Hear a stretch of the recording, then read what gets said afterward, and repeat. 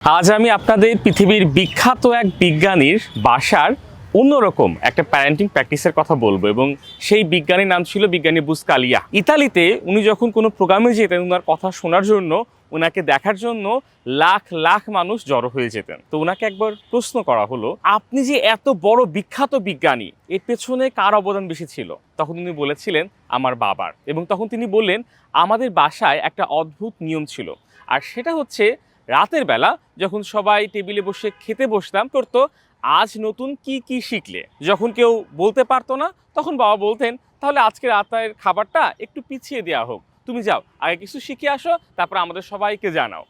এতে যেটা হতো, প্রতিদিন আমরা ভাবতাম যে আজকে নতুন কি শিখবো, কি জানবো, কি বাবাকে বলবো।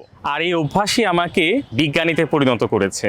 কাজেই আমাদের এই ভিডিওটা যে সকল বাবা অথবা মা দেখছেন, তাদের কাছে আমার ছোট্ট একটা রিকোয়েস্ট থাকবে, আর সেটা হচ্ছে, চলুন আজ থেকেই আমরা এই সুন্দর প্র্যাকটিসটা আমাদের বাসায় চালু করে দিই। রাতের বেলা আপনি যখন আপনার সন্তানদেরকে নিয়ে খেতে বসেন, তখন তাদেরকে প্রশ্ন করেন যে আজ তোমরা নতুন কে কি শিখেছো। এবং আপনি যদি খুব বেশি ব্যস্ত হন, তাহলে তাকে একটা ছোট্ট ডায়েরি গিফট করতে পারেন এবং তাকে বলতে পারেন, প্রতিদিন তুমি নতুন কি কি শিখেছো সেই বিষয়গুলো 5 বাক্যের মধ্যে প্রতিদিন এই ডায়েরিতে লিখে রাখবা। মাস শেষে তারপরে আপনার সন্তানকে আপনি ট্রিট হিসাবে ঘুরতে নিয়ে যান অথবা নতুন নতুন গল্পের বই উপহার দিন, এবং এর মাধ্যমে কিন্তু তার মধ্যে একটা চমৎকার অভ্যাস আপনি গড়ে তুলছেন, যেটা তার মেধাকে বিকশিত করছে এবং তাকে অনেক বড় মনের মানুষ হিসাবে গড়ে তুলছে।